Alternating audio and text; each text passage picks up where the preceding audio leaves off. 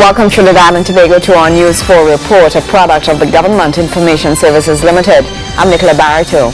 Let's take a look at the headlines.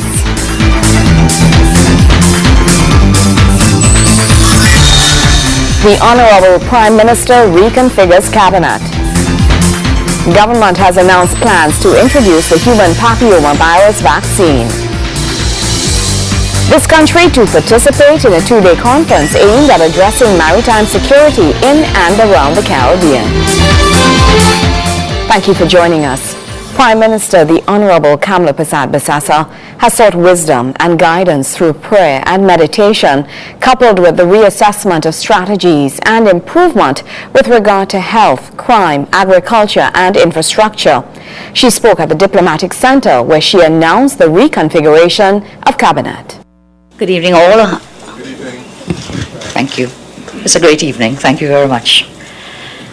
Good evening, ministers, members of Parliament, senators who are here with us, and of course, good evening to fellow citizens who are viewing, listening in at this time. You may recall that on May 24th, I signaled to the nation my intention to carry out a reconfiguration of the Cabinet of the Republic of Trinidad and Tobago. Since that time, I have met quietly with people from all sectors of society to get views, gather views and opinions from the widest cross-section of our population as possible.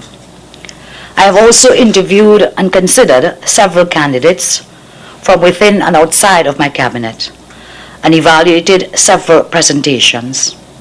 I have entertained discussions with the government's strongest critics and as well some of the government's most ardent supporters, all of whom have helped me and provided me with broader perspectives. As someone once said, the best way to understand people is to listen to them. I have also sought wisdom and guidance through prayer and meditation. There are new faces in the cabinet, and there are shifts in responsibilities and portfolios as I sought to get the most out of the best fit possible. The changes made should not be seen at all as being an indictment on anyone and the performance of anyone. Each member of my cabinet has worked tirelessly in service to the nation, and I thank them and say I'm very proud of their contribution. Our task was very challenging from the very start. My government was elected on the wings of very huge expectations from a population which had already waited too long for far too much. We assumed office after a period of excessive spending that had not addressed critical social and people-centered needs. The result was a depleted treasury and a nation in urgent need of help in so many areas. It became our greatest challenge to stabilize the economy, and I thank Honorable Minister Dukaran for helping us in that task. At the same time that we sought to stabilize the economy, we were investing heavily in addressing needs, from broadening the social assistance programs, fixing the CLICO issue, settling about 36 wage negotiations, and broadening the development of the country for the first time into areas which had been neglected for decades. And we had to do it all while protecting ourselves from the effects of a global economy that is reeling under the weight of a recession. But it is a rough road that leads to the heights of greatness. We had the courage to take bold new steps, whether it was in education, whether it was in agriculture, whether it was in crime, in health, with roads, and many other initiatives. These initiatives were strident and results-driven. Against all odds, we persevered and delivered much, always cognizant of the fact that we were elected for the very reasons which challenge us now as a government. But as I see it, the government has two choices. We can pat ourselves on the back and say under the circumstances, well done. Or we can look at all we did not achieve. We can choose instead to listen to those who are not satisfied. We can measure the way forward by looking at areas where we have gone wrong or not done enough, and we can reassess approaches and strategies, improving upon everything in every way possible. We can choose to work harder, to do more, and to be urged on by the criticisms, even as we remain inspired by the congratulations. The reconfiguration of my cabinet, of course, I know will meet with reviews from all over, and everyone will have their say one way or the other. I ask one thing of every consideration made, and that is to acknowledge what change is possible from within us all.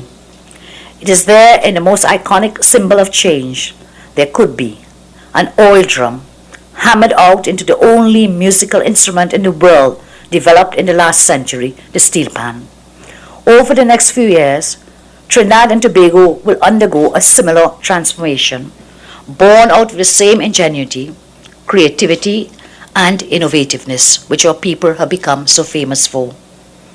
I say it is time to reclaim that self-belief.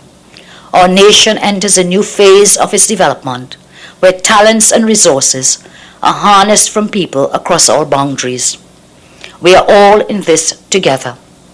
It touches each of us, so we are all part of the solutions which our government now leads. In every area of the nation's development, our citizenry has a role to play and a purpose to serve.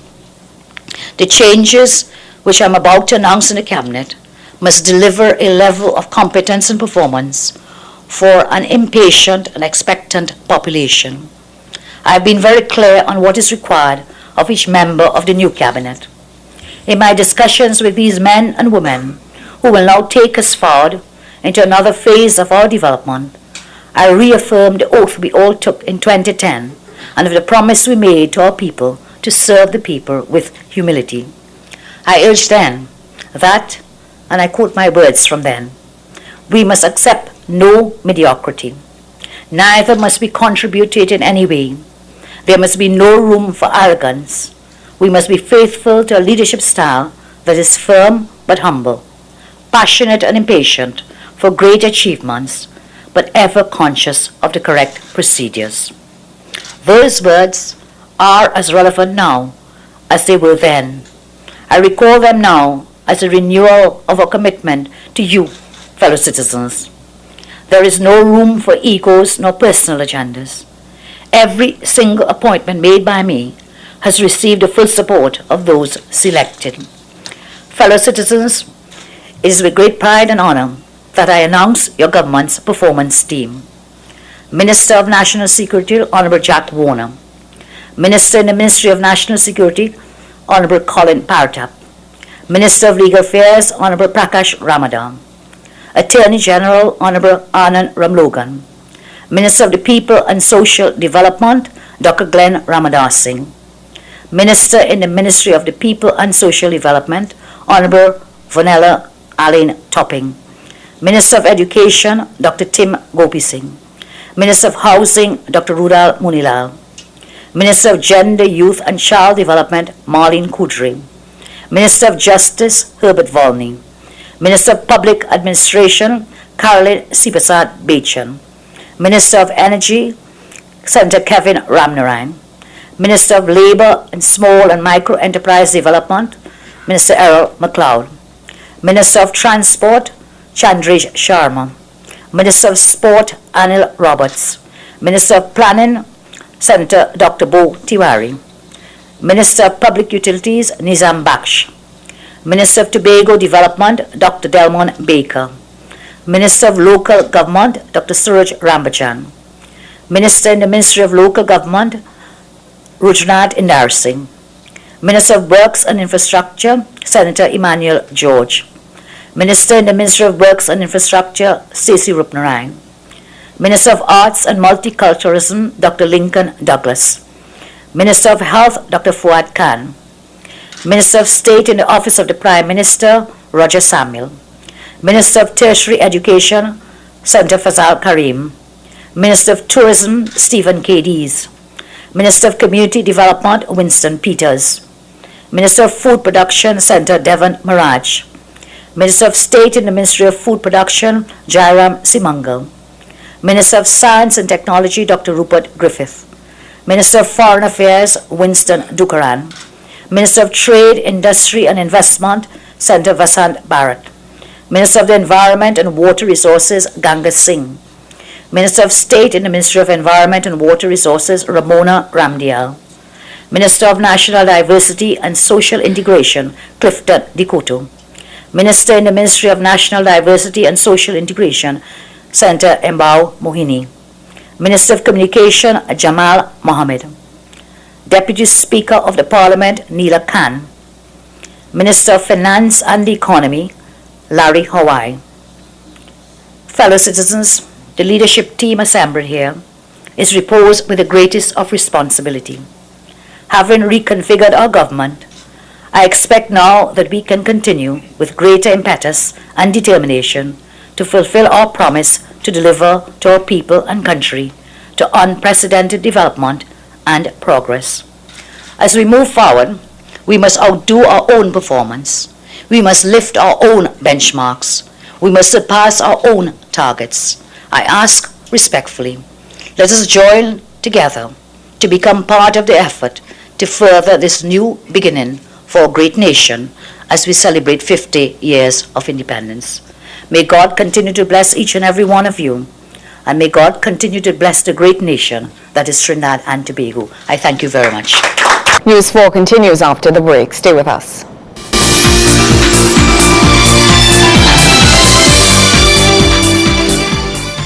Never leave items like MP3 players, portable DVD players, laptops and briefcases on view inside your vehicle. It is an open invitation for a thief. Don't leave them on show. If you cannot take them with you, place them in the trunk of your car. Remember, crime prevention is everyone's business. A message from the Trinidad and Tobago Police Service.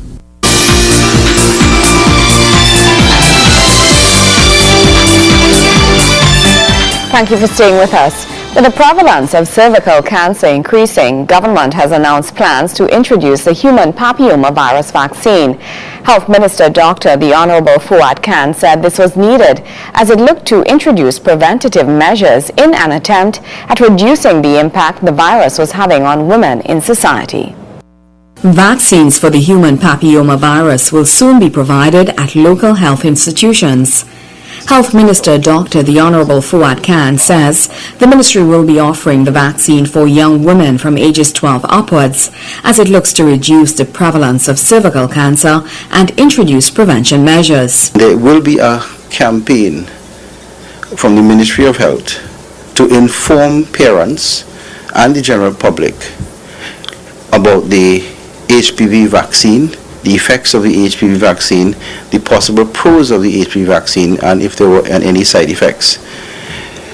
We do hope that the population, the parents will buy into the vaccine, and we are looking for informed consent. Consent not only by the parents, but also by the actual recipient of the vaccines themselves. The Ministry of Gender and Youth Affairs have given their directives, such as the informed consent as well as parental consent, volunteerism of the vaccine itself. It's expected that a ramped-up campaign on getting out awareness on the dangers of HPV will commence within the near future. Minister Khan noted the initiative was done in response to the numerous requests made by local doctors for the vaccine to be made available locally. The Ministry of Health has been in the process of obtaining approximately 66,000 doses of the vaccine, which was just passed in Parliament, which will be this vaccination program, the EPI, Expanded Program of Immunization, will be started hopefully in November in the school term, the Christmas school term. This has been before Cabinet for a while.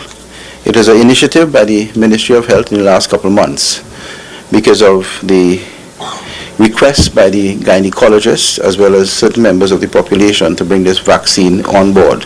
He says that discussions have been held with international health organizations in getting the vaccine at a cheaper cost. Pan American Health Organization has assisted us in getting the vaccines at a very reduced rate. Research shows that the human papillomavirus affects 1 in every 4 women with a high risk of developing cervical cancer.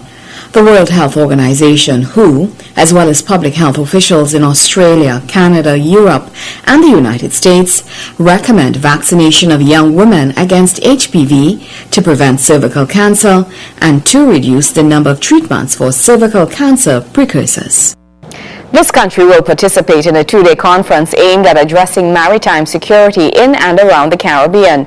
Minister in the Ministry of National Security, Colin Partap, says through the workshop, existing and converging maritime small arms and light weapons control frameworks will be analyzed as regional governments look to gain control of this type of trafficking.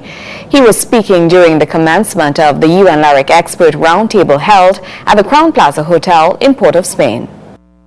A call is being made to regional partners to cooperate in the development of stronger border controls in an attempt to combat the illicit trafficking of small arms and weapons in and around the Caribbean. In issuing the statement during the UN LARIC Expert Roundtable two-day meeting, Minister in the Ministry of National Security, Colin Partap, said finding the right strategies in the fight against illicit weapons required discussions at all levels. Combating arms trafficking is cross-border in character and therefore requires the cooperation of states at the regional, hemispheric, and global levels. The very transnational nature of this activity dictates that efforts to address this crime requires states' cooperation bilaterally, regionally, and internationally with state actors, international organizations, and non-state actors. Experts from New Zealand, Sweden, and the United Nations have gathered in Trinidad and Tobago for discussions with CARICOM members on securing all maritime borders. Minister Partap expressed hope that the round table will strengthen talks and efforts in addressing border control across the region. This is a technical level forum for Caribbean states, the objectives which are, and I start, 1, to discuss how best to strengthen national capacities, 2, to promote regional cooperation to combat the illicit trafficking in small arms and light weapons and their ammunition by focusing on maritime border controls, 3, to consider inputs to the 2012 Review Conference on the UN Programme of Action on Small Arms and Light Weapons. 4, to identify a range of other practical steps that could be taken to address the issue. Sessions are expected to touch on transferring land border controls to maritime security, training initiatives for border security officials, and effective responses to combating illicit trafficking of firearms. The minister added that while shortcomings have been identified by the various stakeholders in getting a grip on this type of crime, new measures had already been outlined for implementation. The examination of the current projects to identify program gaps and the creation of a toolkit that seeks best practices in preventing illicit small arms and light weapons trafficking from a border management and maritime security perspective, taking into account container searches, capacity building for custom officials at seaports, and control of in-transit firearms via commercial shipping. Earlier this year, over 50 crime-fighting agencies from across CARICOM member states gathered here in Trinidad and Tobago for training in combating illicit firearms trafficking. Gregory McBurney, News 4. Wayne Cunningham has a sport report right after the break.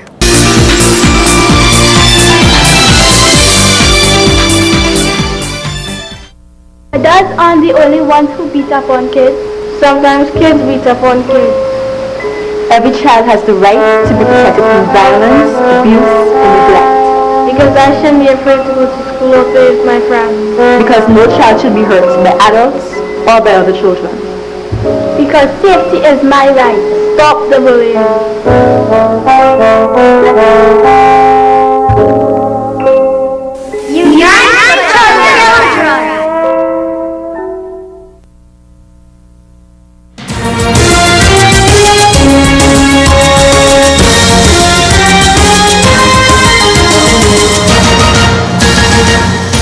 Over 2,600 participants took to the streets around the Queen's Park Savannah for the Public Service 5K run and walk last Saturday. The event served as part of the festivities to commemorate the 50th anniversary of the public service. News 4 Sports was there, and we have more in this report from Wayne Cunningham. It was a massive turnout for a day of fun and fitness as the public service celebrated its 50th anniversary recently at the Queen's Park Savannah. Athletes of all ages and from many ministries and government departments, as well as their families, were eager to grace the tarmac and strut their stuff by either walking or running 5 kilometers. And Ms. Gillian McIntyre, Permanent Secretary in the Ministry of Public Administration, was impressed with the turnout. Almost 2,000 public servants in red. It is indeed a red letter day, a day to remember. Can you hear me out, please? Come on, 2,000 of you, better than that. Thank you. Red, they say, also stimulates a faster heartbeat and breathing. It might not be so good for the runners, may or may not be, but for those of us looking on, it is indeed welcome. In any case, the faster heartbeat and breathing are associated with exercise, and this run was meant to be both exercise and fun. It was fun for most, but for some, it was serious business. In the male open category, Richard Jones from the Ministry of Sport crossed the line first in 15 minutes 54 seconds. In second place was Elvis Turner from the Ministry of Tobacco Development in 16 minutes 21 seconds. And right behind him in 16:44 was Ronald Bartholomew from the Ministry of Works and Infrastructure in third. Amongst the women, it was Liesel Dockerin of the Ministry of Energy and Energy Affairs taking the tape first. The Personnel Department's Deborah Agong was second, with Candice Beckeru from Health in third. This is indeed a great day for the public service, and one that I never thought I would see. I'm sure many of us on that walk today felt like dropping out, taking a shortcut, but we didn't. All of us, each and every one of us, including PS Gillian McIntyre, DPS Madre, we all stayed the course. And that is important because it was all for a good cause. Your health and the health of the nation and the solidarity of the public service, united in a common cause. Following her 5K walk, the Honorable Caroline Sipasad Bechan, Minister of Public Administration, arrived at the podium in the latest mode of liming transportation. Then praised the public service for the fine turnout. The theme of the 50th anniversary celebration is from gold to diamond. It indicates that the goal of the public service is to move to a diamond standard of service by 10 years after this golden anniversary. And the minister is confident that they are on track. Ladies and gentlemen, members of the public service, I want to tell you today that what I saw exhibited here today, your stamina, perseverance, commitment, dedication, makes me confident that the transformation of the public service will be completed, that we will move from gold to diamond in less than a decade. Wayne Cunningham, News 4 Sports. When we come back, fulfilling the promise.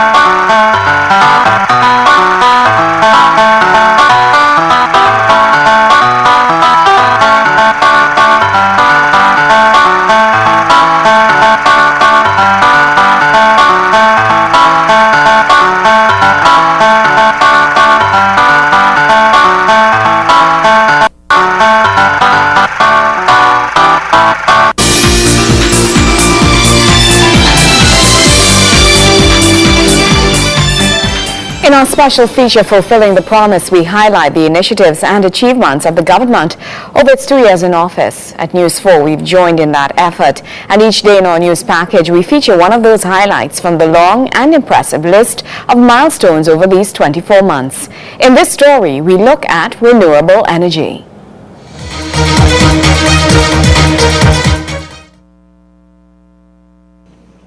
Energy Minister Senator Kevin Ramnarine says this country is blessed to have such affordable electricity and fuel rates.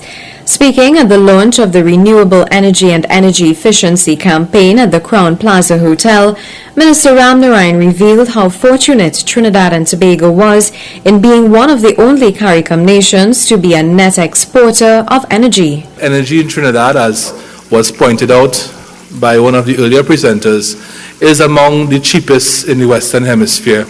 We pay almost 5 US cents per kilowatt hour for electricity in Trinidad, so electricity is fairly cheap. We also have some of the lowest prices in the world for diesel. Diesel is $1.50 TT per litre in Trinidad. The average price in the CARICOM region, TT equivalent, is somewhere like around 7 to 7.50 TT per litre. In Guyana, not too far away, diesel is actually $6.39. So we are very blessed to enjoy very cheap electricity and fuel prices here in Trinidad. In light of this fact that Trinidad and Tobago's energy and fuel costs are quite low compared to that of other nations, the Energy Minister says wastage has become an unfortunate culture in this country. He is therefore urging persons to play their part in conserving electricity. Renewable energy and energy efficiency, he adds, are key areas of focus by the Ministry of Energy and Energy Affairs. People waste electricity, people waste fuel because it's cheap. You go to the ministry at night and you see all the lights on all the floors except the lights in my office. I take off my lights in my office. And therefore we need to have a culture change in Trinidad with respect to our relationship to our resources. The Energy Minister says his ministry has been working towards introducing certain new initiatives in the walk towards energy conservation. He made mention of the usefulness of energy-efficient buildings and CNG initiatives to be introduced to several additional parts of the country. We also have to look at the whole issue of energy-efficient buildings in this country. Many of our buildings are built in a manner that allows them to be heated and cooled constantly during the day. And as I see Mr. Franco here, I'm reminded, of course, of the CNG initiative. We turned the sod for a CNG station today at Vimcott. 2 months ago, we turned the sod for a CNG station at PTSC in Citygate. And pretty soon, we'll be rolling out a new CNG master plan, which I'll be taking to Cabinet for approval. So we are continuing very strong with the CNG initiative. It is the way of the world. It is the way the world is going. Well, that's how we wrap up this edition of our News 4 report, a product of the Government Information Services Limited. I'm Nicola Barreto. Thank you so much for joining us.